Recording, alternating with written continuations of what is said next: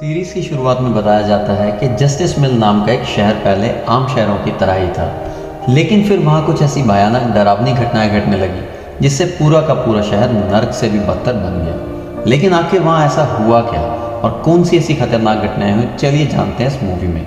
तो कहानी की शुरुआत होती है बारबी नाम के एक लड़के को दिखाते हुए जो एक डेड बॉडी को जंगल में दफना रहा था। बारबी वहाँ का लोकल निवासी नहीं था और बारबी के माथे पर लगी चोट को देखकर लग रहा था कि मरने वाले बंदे के साथ उसकी काफ़ी ज़्यादा लड़ाई हुई होगी। उस आदमी को दफनाने के बाद बारबी अपनी कार में शहर से बाहर निकलने लगता है, लेकिन तभी उसका ध्यान एक पुलिस ऑफिसर की कार पर पड़ता है। उसे देखकर वो थोड़ा डर जाता है और जिससे उसका ध्यान ड्राइविंग से हट जाता है, लेकिन किसी तरह से वो पुलिस से बच जाता है। पर तभी वहाँ पर उसकी गाड़ी के सामने कुछ गाय आ जाती है और उनको बचाने के लिए बारबी अपनी कार को एकदम से मोड़ देता है, जिससे वो गायों से भरे खेत में पहुंच जाता है। इससे उसे थोड़ी सी चोट लग गई थी। कुछ सेकंड बाद वहाँ अर्थक्वेक आ जाता है, जिस वजह से वहाँ सब कुछ जोर जोर से हिलने लगता है। लेकिन उसी टाइम पर अचानक आसमान से एक चीज बारबी के सामने आकर नीचे गिरती है और सब कुछ शांत हो जाता है। बारबी देखता है कि एक गाय आसमान से गिरने वाली उस चीज से दो टुकड़ों में कट चुकी थी। वो बहुत ज्यादा डर जाता है और उस चीज को छूने लगता है, तो उसको पता चलता है कि वो एक इनविजिबल बॉल है जो कि इतनी शार्प थी जिसकी वजह से कई घरों के भी दो हिस्से हो चुके थे।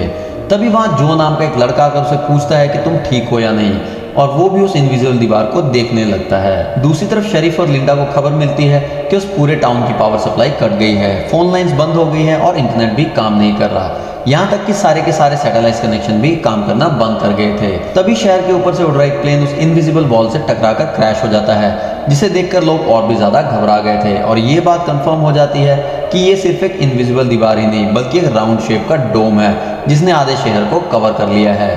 वहीं दूसरी तरफ हम एक रेडियो स्टेशन पर फिल और उसकी असिस्टेंट डोडी को देखते हैं जो सिग्नल लाने की कोशिश कर रहे थे। वो दोनों थोड़ा कंफ्यूज थे कि अचानक सिग्नल क्यों चला गया। यहाँ पर फिल को लगता है कि ये अच्छा मौका है उनके रेडियो सेटिंग को हाई करने का, इसलिए वो दोनों सिग्नल को ठीक करने में लग जाते हैं। वहीं एक फायर ट्रक डोम की दूसरी तरफ से आ रहा था, जिसे देख बारबी ट्रक वाले को इस इनविजिबल वॉल की तरफ इशारा करते हुए उसे रोककर क्रैश होने से बचा लेता है। थोड़ी देर बाद वहाँ इन्वेस्टिगेशन करने के लिए कुछ पुलिस वाले आते हैं, पर इस इनविजिबल डोम को समझने की उनके बस की बात नहीं थी। उसी समय वहाँ पर एक शहर का काउंसिलमैन जिसका नाम बिग जिम था, वो भी वहाँ पहुँच जाता है, लेकिन उसे भी इस डोम के बारे में कुछ भी समझ नहीं आ रहा था। यहाँ पर पुलिस को इन्फॉर्मेशन मिलती है कि उस शहर की तरफ आने वाले सभी रास्तों को बंद कर दिया गया है क्योंकि उस डोम से बहुत सारे एक्सीडेंट हो रहे थे। इसके बाद हम 3 लोगों की फैमिली को देखते हैं जो उसी टाउन की तरफ जा रहे थे। उनको इस बात की कोई भी खबर नहीं थी कि डोम ने उनके पूरे शहर को कवर किया है। दूसरी तरफ हम जूलिया नाम की एक रिपोर्टर को देखते हैं जिसका उस शहर में काफी नाम था। एक दिन एक औरत उसे एक सीक्रेट खबर देने के लिए कॉल करती है। वो औरत उसे बताती है कि उसने उस वीक जस्टिस मिल में प्रोपेन से भरे ट्रक जाते हुए देखे हैं और उसके हिसाब से इतनी क्वांटिटी में प्रोपेन जैसे फ्यूल का शहर में आना किसी खतरनाक प्लान का हिस्सा हो सकता है। जूलिया उस औरत को इस बारे में इन्वेस्टिगेट करने का वादा करती है, पर वो अपने काम में इतनी ज्यादा बिजी हो जाती है कि उस पर ध्यान नहीं देती। वहीं बिग जिम रेडियो स्टेशन जाकर इमरजेंसी की अनाउंसमेंट करता है। कैरोलिन उस अनाउंसमेंट को सुन लेती है, पर उन्हें लगता है कि यह किसी तरह का एडवर्टीजमेंट है, इसलिए वह अनाउंसमेंट पर ध्यान नहीं देती और उसकी कार डोम से टकराते टकराते बचती है क्योंकि उससे पहले दूसरी तरफ से आ रहा एक ट्रक डोम से टकराकर क्रैश हो जाता है, जिसे देखकर वो तुरंत अपनी कार की ब्रेक लगा देती है। इतने बड़े इंसिडेंट को देखकर उसकी बेटी को दौरे पड़ने लगते हैं, जिससे वो बेहोश हो जाती है। लेकिन बेहोश होने से पहले वो किसी पिंक स्टार के बारे में बात कर रही थी। अब यहाँ से उसको जल्दी से हॉस्पिटल में ले जाया जाता है। इसी हॉस्पिटल में जूलिया का हस्बैंड भी डॉक्टर था। वो उससे मिलने जाती है, लेकिन उस वक्त उसका हस्बैंड वहाँ पे नहीं होता। हॉस्पिटल में जूलिया को पता चलता है कि उसका हस्बैंड संडे को कभी काम ही नहीं करता था, वो जूलिया को हमेशा झूठ बोलता रहता था। वहीं अब टाउन के बॉर्डर्स को सैनिकों द्वारा सील कर दिया जाता है। बहुत सारे साइंटिस्ट और एक्सपर्ट को भी इस अजीबोगरीब मुसीबत का असल कारण कुछ भी पता नहीं चल पाता। कुछ घंटों बाद जिम प्रोपेन के बारे में बात करने के लिए शाइब से मिलता है। यहाँ पर उनकी बातों से हमें पता चलता है कि उनको इस डोम के बारे में पहले से ही थोड़ा बहुत कुछ पता था, पर वो इस पर खुलकर बात नहीं कर रहे थे। वहीं बारबी को शहर में एक दिन के लिए रुकना था, पर उसके पास ठहरने के लिए कोई जगह नहीं थी, इसलिए वो अपनी कार में ही रात बिताने का फैसला करता है। इसी बीच वहाँ जूली आ जाती है और उसे अपने घर में रुकने के लिए कहती है। फिर सीन शिफ्ट होता है और हम देखते हैं कि टाउन के ऐसे हालात से लापरवाह होकर एक जगह कुछ टीनेजर्स पार्टी कर रहे थे, जिनमें जो भी था। जो एक लड़के से वहाँ के हालात पर बात करने लगता है, लेकिन अचानक जो को दौरा पड़ने लगता है और वो भी पिंक स्टार के बारे में बोलने लगता है, जैसे कि पहले नौरी ने बोला था। वहीं जो की बहन एनजी भी अपने घर पर अकेली होती है। तभी अचानक उसके घर में जूनियर घुस के उसको किडनैप करके अपने फादर के टूटे फूटे शेल्टर में ले जाता है। यहाँ पर वो उसको बताता है कि मुझे पता है शहर को कवर किए इस डोम के बारे में।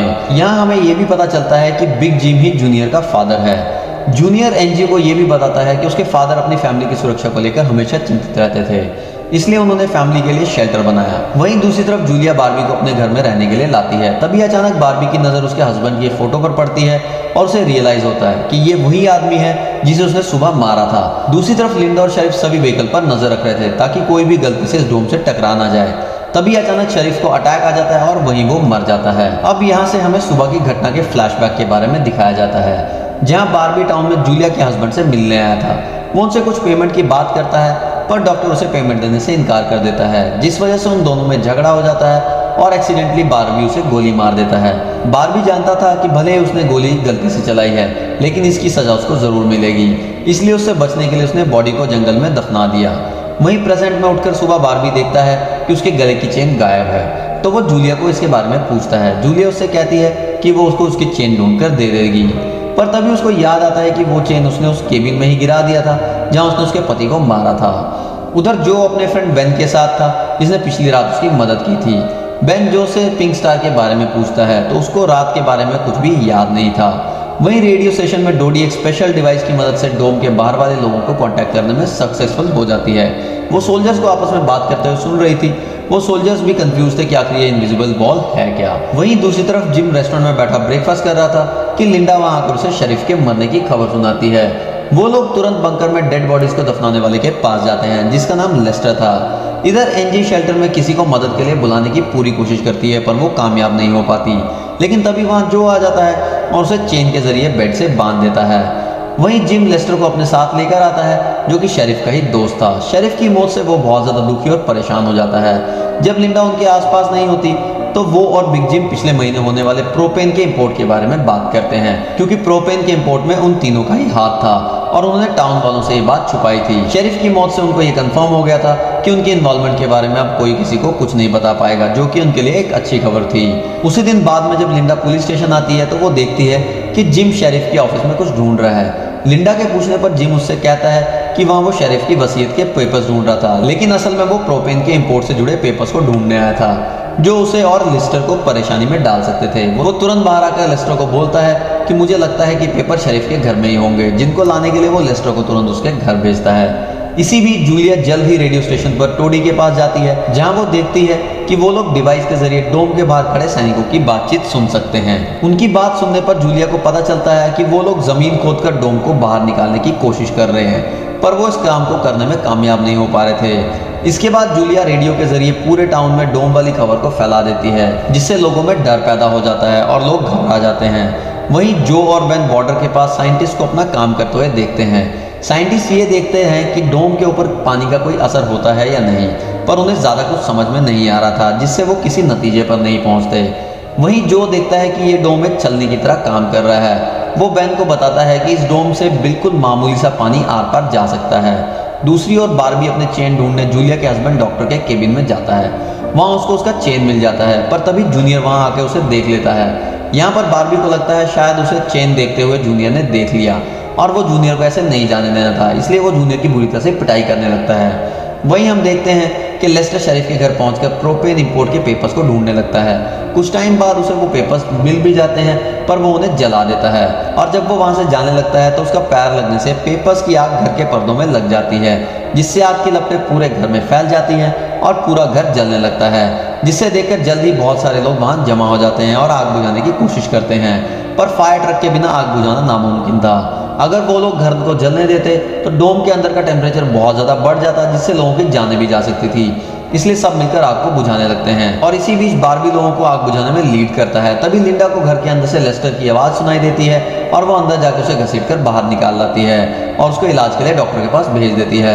यहाँ पर लोगों को आग बुझाने में 1 घंटे के बाद भी कामयाबी नहीं मिलती, उल्टा आग और बढ़ जाती है। आखिर में जिम एक लोडर लेके आता है और घर को गिरा देता है और तब कहीं जाकर आग शांत होती है। इसके बाद सारे थके हुए लोग इकट्ठा होते हैं। उनमें से पॉल नाम का एक पुलिस वाला फ्रस्ट्रेट होकर कहता है कि हम सभी लोग इस डोम के अंदर से कभी बाहर नहीं निकल पाएंगे। वो कहता है कि हम सभी इस डोम के अंदर ही मरने वाले हैं। इतना कहता हुआ वो हवा में गोली चला देता है, जो कि डोम से टकराकर एक दूसरे पुलिस वाले को लग जाती है और वो तुरंत मर जाता है। यहाँ पर पॉल को अरेस्ट कर लिया जाता है। अंधेरा होने पर जो और उसके दोस्त स्केटिंग के लिए जाते हैं। तभी वहाँ पर नोरी जो के पास आकर उसे कहती है कि उसे अपना फोन चार्ज करना है। जो उसे अपने घर ले जाता है क्योंकि उसके घर में जनरेटर था जो उस टाउन के गिने चुने घरों में ही था। इधर लिंडा पॉल को लेकर जेल आती है। वहाँ कुछ लोग पुलिस स्टेशन के बाहर प्रोटेस्ट कर रहे थे। असल में वो लोग पुलिस की घटिया सिस्टम का विरोध कर रहे थे। जिम उन सबको ये कहकर शांत करवा देता है कि जरूरत पड़ने पर उन सबकी मदद की जाएगी। लॉकअप में बंद होने के बाद पॉल को हार्ट अटैक आ जाता है, जिससे लिंडा उसकी मदद के लिए दौड़कर अंदर जाती है। लेकिन तभी उसे पता चलता है कि पॉल सिर्फ अटैक करने की एक्टिंग कर रहा था। इस मौके का फायदा उठाकर पॉल उसे धकेलकर लॉकअप में बंद करके वहां से भाग जाता है। इधर जूनियर फिर से एनजी के पास जाता है, मगर एनजी समझ चुकी थी कि अगर उसे यहाँ से निकलना है तो जूनियर को अपने झूठे प्यार के जाल में फंसाना पड़ेगा। इसलिए वो उसे अपने बचपन की बातें याद करवाती है जब वो दोनों एक बंद टनल में जाया करते थे। और वो उसे कहती है कि हो सकता है डोम का टनल पर कोई असर नहीं हुआ तो वो लोग बाहर जा सकते हैं। यहाँ पर वो सोचती है कि अब वो उसके प्यार के जाल में फंस गया है तो शायद वो उसे छोड़ दे, लेकिन ऐसा कुछ नहीं होता। जूनियर अकेले उस टनल में जाने का प्लान बनाता है। फिर जिम जब पुलिस स्टेशन में आता है तो पॉल की जगह लिंडा को लॉकअप में बंद देख के वो तुरंत उसे लॉकर से बाहर निकालता है। फिर हमें पता चलता है कि पॉल अपने साथ एक राइफल और कुछ गोलियां लेकर गया है। लिंडा तुरंत उसकी तलाश में जंगल की तरफ निकल जाती है क्योंकि उसे पता था कि पॉल अक्सर शिकार करने जंगल की तरफ ही जाया करता था। वहीं जिम लोगों से पॉल को तलाश करने के लिए उसकी टीम में ज्वाइन करने को कहता है, तो बारबी से भी वो उसके साथ चलने के लिए कहता है क्योंकि वो आग बुझाने में अच्छा लीडर साबित हुआ था। वहीं दूसरी तरफ जूलिया जूनियर को टनल की तरफ जाते हुए देखती है।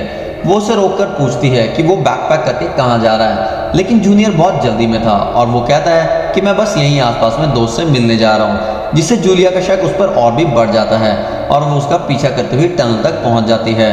इधर जो के घर पर जो और नोरी साथ में नाश्ता कर रहे थे। तभी बेन और दो लड़कियों को लेकर उसके घर में आ जाता है जिन्हें फोन चार्ज करना था। इधर जंगल में हम देखते हैं कि सर्च टीम पॉल को ढूंढ लेती है और उसी टाइम पॉल एक लड़के की टांग में गोली मार देता है। दूसरा लड़का भी उसे संभालने के लिए वहीं रुक जाता है, जबकि जिम और बारबी पॉल के पीछे भागते हैं। दूसरी तरफ जूनियर टनल की आखिरी सिरे तक पहुंच जाता है। वहां जाकर उसे पता चलता है कि डोम ने टनल को भी कवर किया हुआ है। वो दीवार को बिल्कुल करीब से पहुंच जाता है, जिससे उसकी टॉर्च जलने लगती है। तभी जूलिया वहां आकर उसे वार्न करती है। जूलिया को देखकर जूनियर को बहुत ज्यादा गुस्सा आ जाता है क्योंकि वो उसका पीछा कर रही थी। इस बात से जूनियर पागलों की तरह उस इनविजिबल वॉल को पंच मारने लगता है, जिससे जूलिया उसे रोकती है। फिर दोनों बैठकर बात करने लगते हैं। इधर जो के घर लोगों से भर जाते हैं जो अपनी जरूरत के लिए उसके जनरेटर का यूज करने आए थे।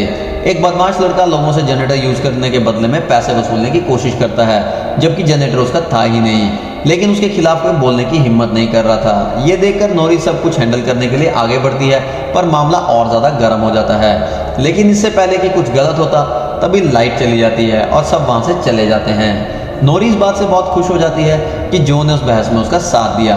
वहीं जंगल में बारबी और जिम पॉल तक पहुंच जाते हैं। पॉल ने अपनी राइफल निकाल रखी थी जिससे वो जिम को मारने ही वाला था कि तभी पीछे से लिंडा आकर उसको शूट कर देती है। दूसरी तरफ कैरोलिन जो के घर जाती है और अपनी बेटी नोरी से मिलती है।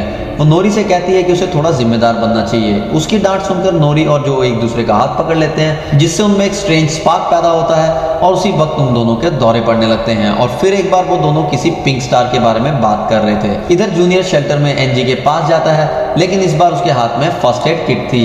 एनजी उसके जख्मों पर मरहम पट्टी कर रही थी और चुपके से एक सीजर अपने पास रख लेती है। वहीं हम देखते हैं कि जूलिया और बारबी दिन भर की थकान के बाद घर वापस लौटते हैं, लेकिन जूलिया जूनियर की बातें सुनने के बाद ही बारबी पर शक करने लगी थी।